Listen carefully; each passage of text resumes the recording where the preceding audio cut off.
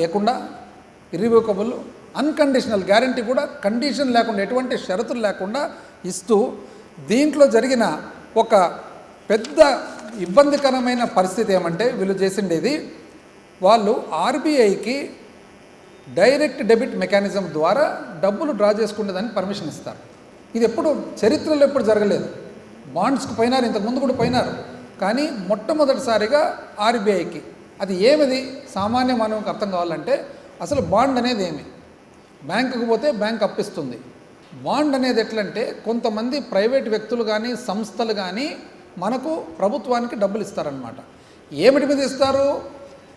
ఆంధ్రప్రదేశ్ ఖనిజాభివృద్ధి సంస్థ ఏదైతే ఉందో, మినరల్ డెవలప్మెంట్ కార్పొరేషన్ ఉందో, ఆ ఖనిజాభివృద్ధి సంస్థకు సంబంధించిన సంపూర్ణ ఆదాయాలన్నీ కూడా ఈ అప్పుకు కట్టేదానికి వడ్డీతో పాటు వాడబోతున్నారన్నమాట. అందులో ఏమేమి ఇచ్చినారు? And exclusive charge over identified minor minerals being acquired, అంటే ఖనిజాభివృద్ధి ఆంధ్రప్రదేశ్ ఖనిజాభివృద్ధి సంస్థకు సంబంధించిన పూర్తి మైనింగ్ ఆదాయాలు ఏవైతే ఉన్నాయో అవన్నిటి మీద కూడా ఎవరైతే అప్పు ఇవ్వబోతున్నారో అప్పిచ్చే ఆ బాండ్స్ సంస్థకు మనము ఛార్జ్ అంటే వాళ్ళకు పవర్ ఇవ్వబోతున్నాం. Exclusive charge on the revenue collection account, అంటే ఆర్సీఏ రెవెన్యూ కలెక్షన్, అంటే ఖనిజాభివృద్ధి సంస్థకు సంబంధించిన ఏవైతే ఆదాయం వస్తుందో అదంతా కూడా ఒక అకౌంట్లో పెట్టి ఆ అకౌంట్ మీద కంట్రోల్ ఆ బాండ్ సంస్థ. అదేవిధంగా మూడవ పాయింట్ వచ్చేసి is required to be made and exclusive charge of bond servicing account, అంటే ఈ ఆదాయం ఏదైతే వస్తుందో ఈ బాండ్స్ అప్పు కట్టేదానికి మరొక రెండో అకౌంట్ బాండ్ సర్వీసింగ్ అకౌంట్ అనమాట. ఫస్ట్ వచ్చేసి రెవెన్యూ కలెక్షన్ అకౌంట్, అంటే మామూలుగా ఆంధ్రప్రదేశ్ ఖనిజాభివృద్ధి సంస్థకు వచ్చిన ఆదాయం వాళ్ళ బ్యాంకుకు పోకుండా ఒక ప్రత్యేకమైన అకౌంట్ ఏమని రెవెన్యూ కలెక్షన్ అకౌంట్ అని పెడతారు. రెవెన్యూ కలెక్షన్ అకౌంట్ తర్వాత బాండ్ సర్వీసింగ్ అకౌంట్ అని ఇంకోటి ఉంటుందన్నమాట. ఆ బాండ్ సర్వీసింగ్ అకౌంటు అంటే ఈ అప్పు దిద్దే రెండో అకౌంట్కు దాని మీద పూర్తి కంట్రోలు, పూర్తి అధికారం. ఆ తర్వాత నాలుగోది exclusive charge on the DSRA account, DSRA, DSRA account అంటారు షార్ట్ ఫామ్. అది డెట్ సర్వీసింగ్ కోసం, అంటే అప్పు దిద్దే దానికోసం. ఇది ఏం డసరా ఏమంటే అర్థము సామాన్య మానవునికి అర్థమయ్యేదానికి, ఇప్పుడు మనకు వచ్చిన ఆదాయం అప్పు తీసుకున్న తర్వాత అప్పు కట్టాలి, వడ్డీతో పాటు కట్టాలి. మనకు వచ్చిన ఆదాయం మన అకౌంట్ నుంచి పోవాలి కదా. అయితే మీరు కట్టొచ్చునో కట్టకపోవచ్చునో అని చెప్పి 3 నెలల 2 క్వార్టర్లు అంటే 6 నెలలకు సంబంధించిన పేమెంట్ ఏదైతే ఉందో, అంటే ఒకవేళ నిన్న నెల ఒకవేళ 100 కోట్లు అనుకోండి, 6 నెలలు అంటే 600 కోట్లు ఒక అకౌంట్లో పెట్టాలి సపరేట్గా. అంటే రెవెన్యూ కలెక్షన్ అకౌంట్ వేరే, బాండ్ సర్వీసింగ్ అకౌంట్ వేరే, డసరా అకౌంట్ వేరే. ఇప్పుడు అసలైన విషయం ఏమంటే ఆ డసరా అకౌంటులో ఒకవేళ డబ్బులు తక్కువైతే ఆ తక్కువైన డబ్బులు మాత్రము ఇంత కాల పరిమితి లోపల ప్రభుత్వాన్ని అడగకుండానే ప్రభుత్వానికి సంబంధించిన ఆర్బీఐలో ఉండే ప్రభుత్వ అకౌంట్ నుంచి డైరెక్ట్గా మీరు తీసుకునే దానికి ప్రైవేట్ వ్యక్తులకు ఈరోజు అధికారం ఇవ్వబోతున్నారు. చరిత్రలో ఎప్పుడు లేదు. బాండ్స్ ఇంతకుముందు తీసుకొని ఉంటారు, రెవెన్యూ కలెక్షన్ అకౌంట్ ఉండిండొచ్చు, డసరా అకౌంట్ ఉండించవచ్చు, కానీ ఆర్బీఐకి ఆంధ్రప్రదేశ్ రాష్ట్ర ప్రభుత్వము అధికారం ఏమనిస్తున్నారు? మేము ఒకవేళ అంటే ఏదైతే గ్యారంటీ 6 నెలల 2 క్వార్టర్లు 6 నెలల గ్యారంటీ డబ్బులు ఏదైతే ఎప్పుడు రెడీగా పెట్టిండాలనో ఆ రెడీగా పెట్టిన డబ్బులు ఏమాత్రం దాంట్లో తక్కువ అయితే మీరు డైరెక్ట్గా ఆంధ్రప్రదేశ్ రాష్ట్ర అకౌంట్ ఏదైతే ఉందో కన్సాలిడేటెడ్ ఫండ్ అంటాం, ఆర్బీఐ రిజర్వ్ బ్యాంక్లో ఉందో ఆ అకౌంట్ నుంచి డైరెక్ట్గా తీసుకునే దానికి అధికారం ఇస్తున్నారు. ఎంత అధ్వానం అండి ఇది.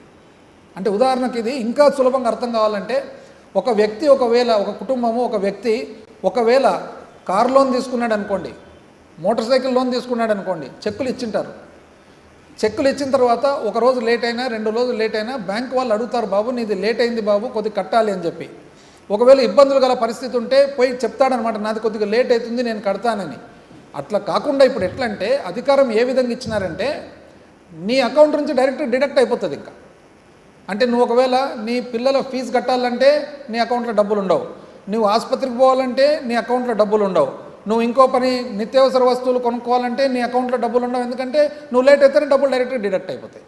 సేమ్ థింగ్ ఇప్పుడు రాష్ట్ర ప్రభుత్వానికి వస్తే ఈ షరతు వలన ఏది మన debit mechanism, direct debit mechanism, ఈ షరతు వలన ఏమంటే ఒకవేళ ఒక నెల ఏ కారణం వలన ప్రభుత్వం లేట్ అయిందనుకోండి, అంటే జీతాలు భత్యాలు ఒక వారము ఫస్ట్ వారంలో ఇస్తారు, అది జీతాలు భత్యాలు ఇచ్చేదానికి ఉండకపోవచ్చు, డైరెక్ట్ ఇది డెబిట్ అయిపోతుంది. అంటే రాష్ట్ర ప్రభుత్వము తన కంట్రోల్ ఏదైతే అప్పు చేసిండొచ్చు, కానీ అప్పు చేస్తూ చేస్తూ కంట్రోల్ విడిచిపెట్టిన అప్పు మొట్టమొదటిసారి రాష్ట్ర ప్రభుత్వం నాకు తెలిసి ఎప్పుడు కూడా చరిత్రలో ఎప్పుడు లేని విధానం. ఆ లోపల డీటెయిల్డ్గా చూస్తే స్ట్రక్చర్డ్ పేమెంట్ మెకానిజం అనేది అంటే ఏ విధంగా ఒప్పుకున్నారు, ఒక 30% ఒక 3వ భాగము కట్టాల్సిన పరిమితి లోపల మొదటి నెలలో, ఇప్పుడు 3 నెలలకు ఒకసారి కట్టాలంటే మొదటి నెలలోనే 30% రెడీగా పెట్టాలా, 2వ నెలలో మళ్ళీ 30% రెడీగా పెట్టాలా, 3వ నెలలో మరి బ్యాలెన్స్ 30% రెడీగా పెట్టాలా. ఇది కాక 6 నెలలకు సంబంధించినది దసరా అకౌంట్లో రెడీగా పెట్టాలా. ఆ రెడీగా పెట్టినది ఒకవేళ ఏ కారణం వలన తక్కువ అయితే ఆర్బీఐ నుంచి డిడక్ట్ అయిపోతుంది.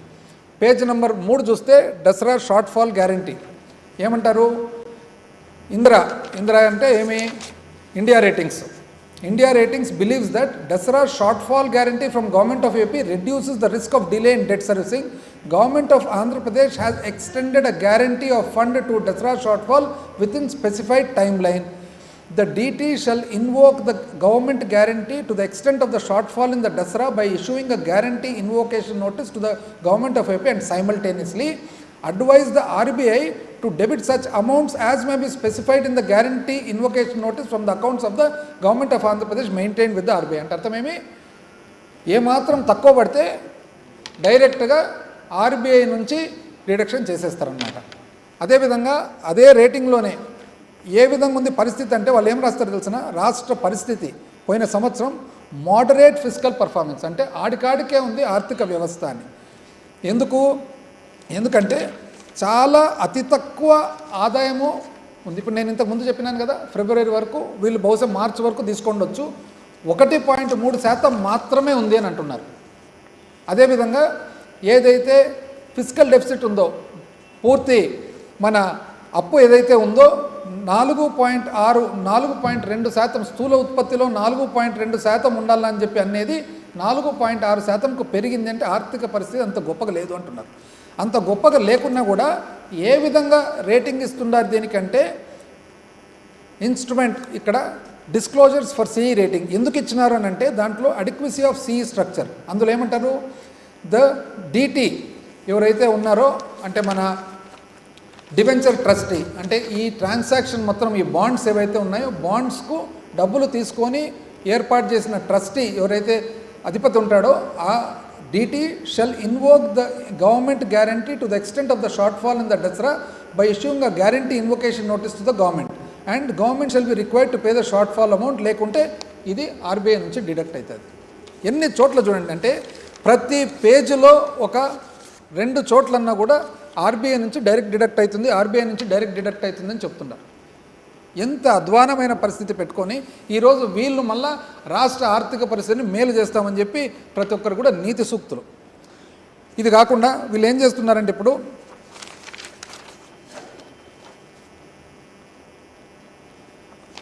ఇప్పుడు ఏపీఎండిసి ఖనిజాభివృద్ధి సంస్థ ఏదైతే ఉందో లాస్ట్ సంవత్సరానికి సంబంధించిన యాన్యువల్ రిపోర్ట్ చూస్తే వాళ్ళకు 910 కోట్ల రెవెన్యూస్ ఆదాయం కనపడుతుంది. అంటే ఒకవేళ 12 నెలలకు తీసుకుంటే దాన్ని అందాజుగా 9 నెలలకు అది 900 కాబట్టి 1200 కోట్లు తీసుకుంటే వీళ్ళు చేసే అప్పు వచ్చేసి ఇంచుమించు 10,000 కోట్ల అప్పు, 9,000 చిల్లర ఇది కలుపుకుంటే. అంటే దీన్ని అంటే మనం దసరా అకౌంట్ 6 నెలలు పెట్టే డిపాజిట్ ఇవన్నీ కలుపుకుంటే ఇది ఇంచుమించు ఆదాయం కంటే కూడా 8 అంతలు ఉంటుంది సర్వీసింగ్. ఇది ఏ బ్యాంకు కానీ ఏ సంస్థ కానీ ఎవరు కూడా ఒప్పుకోరు.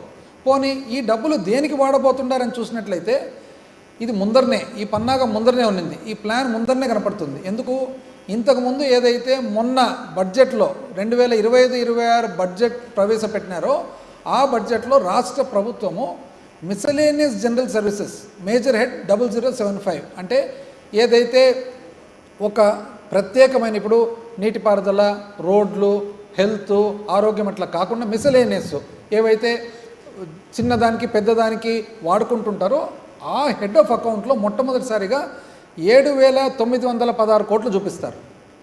అంటే ఆ మిస్లేనియస్ జనరల్ దేనికి వాడతారు? చిన్న చిన్న ఖర్చులు, ఒక ప్రత్యేకమైన డిపార్ట్మెంట్కు సంబంధం లేని ఖర్చులు, దానికి పేరు పెట్టలేని ఖర్చులు, అంటే మనం ఏదైతే చిన్నవి పెద్దవి ఉంటాయో క్లాసిఫికేషన్ చేయలేని ఆ అకౌంట్లో 2016-17లో 131 కోట్లు ఉండేది, 17-18లో 307 కోట్లు ఉండేది, 18-19 135, ఈ విధంగా 23-24 153, 24-25 226. కానీ మొట్టమొదటిసారిగా ఆంధ్రప్రదేశ్ రాష్ట్ర చరిత్రలో 2025-26 గారు 7,916 కోట్లు. అంటే అర్థమేమి? మీరు ఇంతకు ముందే ప్లాన్ చేసి ఈ డబ్బులు తీసుకొని ఈ డబ్బులు మీ రోజు ఖర్చులకు కానీ మీ రెవెన్యూ ఎక్స్పెండిచర్ కానీ వాడాలా అనేది మీ ఆలోచన అనేది వెరీ క్లియర్గా కనపడుతుంది. అయితే మాకు అర్థం కాదు ఏమంటే, ఎప్పుడైతే మీరు ఆర్బీఐకి డైరెక్ట్ డెబిట్ మెకానిజం ఇస్తారో అది రాష్ట్ర అప్పుల పరిమితి కిందనే వస్తుంది. ఈడ పెద్ద ఇబ్బంది. రాష్ట్రము ఏదైతే అప్పు పరిమితి కింద ఆర్బీఐ నుంచి అప్పు చేస్తుందో ప్రతి సంవత్సరము 7% కంటే తక్కువ వడ్డీ పడుతుంది, 6.8 ప్రస్తుతానికి. మీరు చేయబోయే అప్పు రేపైనా మాపైనా మళ్ళీ దీని కిందనే రాబోతుంది, కానీ ఇంచుమించు 10% వడ్డీ పడబోతుంది. అంటే 3% మీరు వడ్డీ ఎక్కువ కట్టాల్సి వస్తుంది, పైగా బ్రోకరేజ్ కూడా ఇవ్వాల్సి వస్తుంది. కనీసము రాష్ట్రము ఆర్బీఐ అప్పు అయితే మీరు ఆర్బీఐ నుంచి బ్యాంకుల ద్వారా తీసుకునే అప్పు, ఇది ప్రైవేట్ వ్యక్తులు తీసుకునే అప్పులు. అన్నిటికంటే అన్యాయమైన పరిస్థితి ఏమంటే, ప్రైవేట్ వ్యక్తులకు మీరు రాష్ట్ర ఖజానా నుంచి డబ్బులు డైరెక్ట్గా తీసుకుపోయేదానికి మీరు ఈరోజు అధికారం ఇస్తున్నారు. దీనివల్ల రాజ్యాంగంలో ఉన్న ఆర్టికల్స్ 293(1), 293(3), 203, 204, అంటే రాజ్యాంగంలో మనకు ఆర్టికల్స్ 293(1), 293(3), 203, 204 ఉల్లంఘన చేస్తూ ఉన్నారు.